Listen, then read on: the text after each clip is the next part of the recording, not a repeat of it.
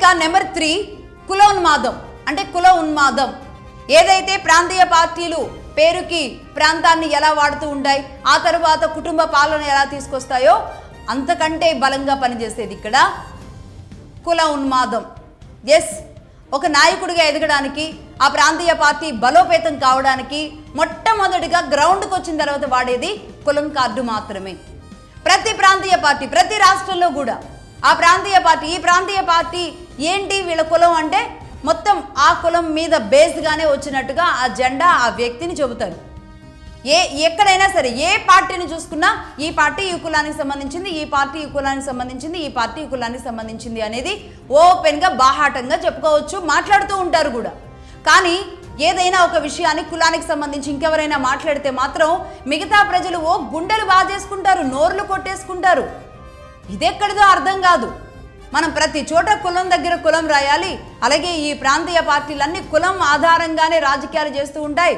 సరిగ్గా ఒక పాయింట్ వస్తుందన్నమాట. ఆ పాయింట్ వచ్చినప్పుడు ఆ కులం దగ్గర నుంచి తప్పుకునే ప్రయత్నాలు చేస్తారు. కానీ మళ్ళీ గవర్నమెంట్లోకి వచ్చిన తర్వాత మళ్ళీ ఆ కులంతోనే గేమ్స్ మొదలవుతాయి. ఎస్, ఖచ్చితంగా.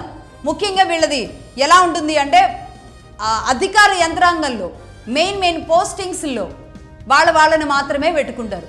అధికార యంత్రాంగానికి సంబంధించి వాళ్ళకి ఏదో మేలు చేస్తున్నట్టుగా పెట్టుకుంటారు. ఎదగడానికి వచ్చినప్పుడు ఆ తర్వాత ఎదిగిన తర్వాత కొంతమంది అయితే ఆ కులం ద్వారా ఎదుగుతారు, తర్వాత ఆ కులాన్ని ఒక తన్ను దన్నేసి ముందుకెళ్తూ ఉంటారు. అదొక వర్గం. కానీ ఇంకొంతమంది ఎలా ఉంటారు అంటే మొత్తం నేను ఈ కులంలో పాతుకుపోవాలి, అలాగే ఉండాలి కాబట్టి ఆ కులం ఉన్న వాళ్ళని, ఆ కులం పేరు తగిలించుకున్న ఎవరో ఒకళ్ళని అక్కడొకళ్ళని ప్రాంతాలు అప్పజెప్పేస్తారు, అధికారాన్ని అప్పజెప్పేస్తారు, రాష్ట్రంలో ఉన్న సహజ వనరుల్ని అప్పజెప్పేస్తారు.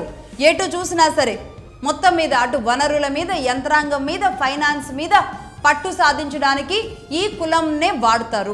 కులం బేస్ మీద మాత్రమే వీళ్ళు బలంగా ఆ పునాదుల నిర్మాణాన్ని పటిష్టం చేసుకుంటూ ఉంటారన్నమాట. ఈ కులం అనేది రాజకీయ పార్టీలకి, పర్టికులర్గా ప్రాంతీయ పార్టీలకి ఇంత బలంగా పనిచేస్తుంది. అది ఏ కులమైనా సరే. నేను ఒక కులం అని చెప్పడం లేదు. అది ఓసీల్లో ఉన్న కులం కావచ్చు, బీసీల్లో ఉన్న కులం కావచ్చు, అది ఆంధ్ర కావచ్చు, తెలంగాణ కావచ్చు, మరే రాష్ట్రమైనా కావచ్చు. జరుగుతున్న ఆట ఇదే. కులం బేస్గానే పార్టీలు మొదలవుతాయి, కులం గ్రౌండ్లోనే మొదలవుతాయి. ఆ తర్వాత మొదలైన తర్వాత కర్మగాలి వాళ్ళు గెలిస్తే కనుక ఆ కులం ఆధారంగానే వాళ్ళ పదవులు, వాళ్ళ డెవలప్మెంట్లు ఉంటాయి. దీంతో ఏం జరుగుతుందో తెలుసా? రాష్ట్రాల్లో కుల వివక్ష మొదలవుతుంది, కుల గ్రూపులు ఏర్పాటు అవుతున్నాయి. ఎక్కడికక్కడికి వీళ్ళు కుల సంఘాలు ఏర్పాటు చేసుకుంటారు, కుల ఐడెంటిటీ కోసం పరితపిస్తూ ఉంటారు. మా కులం ఇది, మళ్ళీ గ్రూపులు కడుతూ ఉంటారు. ఆ కులం నుంచి ఇంకో రాజకీయ పార్టీ రావాలి అనేది అవతల వాళ్ళు కూడా ఇదే భావజాలంతో వీళ్ళు కూడా మనం కూడా ఒక వ్యక్తిని పుష్ చేయాలనుకుంటారు. దీని ఆధారంగా మళ్ళీ మాకు పోస్టింగ్లు అంటారు, మాకు అనేక రకాలుగా రేపు పదవులు అంటారు. అన్నీ కూడా ఈ కులం ఆధారంగా మాత్రమే నడుస్తాయి. రేపు గెలిచిన తర్వాత కూడా ఈ క్యాస్ట్లో ఎవరికి ఇచ్చారు, ఆ క్యాస్ట్లో ఎవరికి ఇచ్చారు అనేది కూడా నడుస్తూ ఉంటుంది. కుల విద్వేషాలు రెచ్చగొట్టడానికి ఇది ఒక కులోన్మాదం అని చెప్పక తప్పదు. ప్రాంతీయ పార్టీలు ఏ కులాన్నైతే తమ గెలవడానికి, తమ అవసరానికి వాడుకుంటున్నాయో ఈ ప్రాంతీయ పార్టీలే ఈ కుల విద్వేషాలు రాష్ట్రాల్లో రెచ్చగొడుతున్నాయి. ఇంతకంటే ఘోరం ఉంటుందా? అందుకే ఇది స్ట్రైట్గా చెప్పాల్సి వస్తుంది. ఇక